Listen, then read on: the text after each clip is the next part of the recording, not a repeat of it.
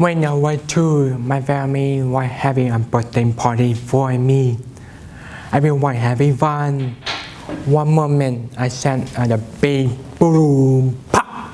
Everyone was startled, but I did not quite laugh or throw and temper to our mom. My parents thought there was something wrong with me, so they took me to the doctor.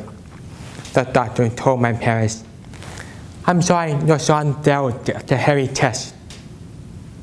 My parents and I were taught to believe that being deaf simply means ability to hear. Ever since I failed the hearing test, it's been a crazy journey. I'm finding my own deaf identity. At the beginning of my journey, I will quickly jump to the false assumption that deaf people cannot lead happy lives because of the barrier we face. Therefore, I received cochlear implants when I was 4, so it can be fully included in the world and sounds. It did not mean I can always understand what hearing people spoke to me because the word was sometimes difficult to follow.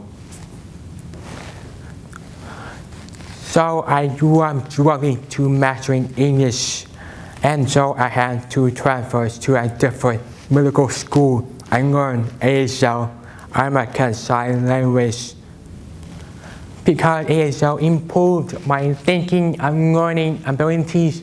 My language skills just skyrocketed. Everything was going normal for me. I entered high school with a big dream to become a doctor. My family's long history of health problems had inspired me to pursue medicine. I began working toward that dream by taking 2 AP classes junior year, AP Biology, AP Art History. However, having deaf students, I did not know how to approach the barriers in my AP classes because I thought I didn't need to. Unfortunately, I had to learn the hard way. For the first few weeks of AP Bio, I was so excited to walk into class and watch my ASL interpreter in the front. But one day, my interpreter was replaced by someone else. Even with a new interpreter, I was totally lost. For every class session, I would think, what the heck might my interpreter say? It became more challenging for me to follow the lectures, and therefore my grades were impacted. My parents had to advocate for me by requesting a few change of interpreters, but the deaf program said no every time. We don't know why. Because I totally lost confidence in my ability to succeed, I made a very difficult decision to drop out on AP Bio in the middle of the year. As a result, I felt intellectually inferior to my hearing peers. Meanwhile, my AP Art History class had caused me to feel alienated from myself from hearing peers. When my teacher refused to slow down for my interpreter, the deaf program said I should wear an assistive listening device so I can hear better. But my teacher refused to wear a microphone for me. When that happens, when she said directly to me, I won't wear a microphone, I remember shame crying up my spine, and I was sweating on my neck, forehead.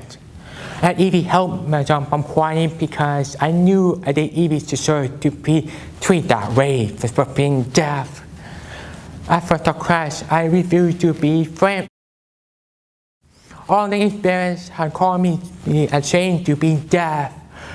I struggled with the feeling that I can never be intellectually equal to my hearing peers. I would think, why did I have to be born deaf? Sometimes I wish I could be hearing because it would make my life easier. But being deaf is a natural part of who I am.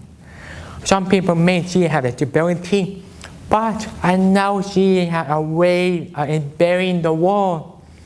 I am born the idea by attending Season, California State University, Norwich, because at the largest deaf community. There, it was culture shock for me because everyone signed an ASL everywhere. It was so easy for me to impress my frustration in ASL because ASL is my last world language. My deaf friends actually listen to me. They offer me support with playing a big role in my social and emotional growth. Over time, I learned to heal by forgiving the hearing community despite how they treat me during high school. Misinformed about the deaf community, and I firmly believe that education and kindness, when combined, is the best approach to correct the wrong intentions and beliefs. Meanwhile, I am born what it means to be part of the deaf community. I now see myself as a member of the community with their own rich history, value, culture, and sign language. I know I have a right to be a true member of the society. I have a right to education, and more importantly, I have a right to enjoy life. Knowing all the right has empowered me to change my mindset from I can't to I can. I became so determined to become a doctor again. When I finally realized that my dream could come true, I knew there would be communication barriers in the medical field. When I volunteered at UCLA Medical Center last year as an arts therapist, I did not have an ASL interpreter with me, but I refused to be discouraged. I approached each patient and learned how to interact with them through different communication ways. The best part of my life, my volunteering life, was seeing the mileage because it made me realize that I can make a positive difference in the life that when I knew I had to be a doctor. Although there are only 15 deaf doctors in the United States, I refused to let the more discourage me. So I applied for the postbac pre-med program to take psych classes. I told her, and when I got accepted here, chill went up my spine because I realized that my dream could become a reality. By coming here, everyone has been so welcoming to me as a deaf person. The student disability office gave me 110% full action in my classes, and the hearing community listened to my struggles and they value me as a deaf person. More importantly, when I shadowed a deaf doctor at Johns Hopkins Hospital, he doesn't know ASL, but when I observed how he interacts with hearing patients, I realized that he did not let his deafness get in the way of practicing medicine. If he can do it, then I can do it too. From my journey, I learned that barriers are here for a reason, which is to shape us into our true selves. I know everyone here at Hopkins has embarrassed and different barriers such as mental health issues, discrimination, difficult classes.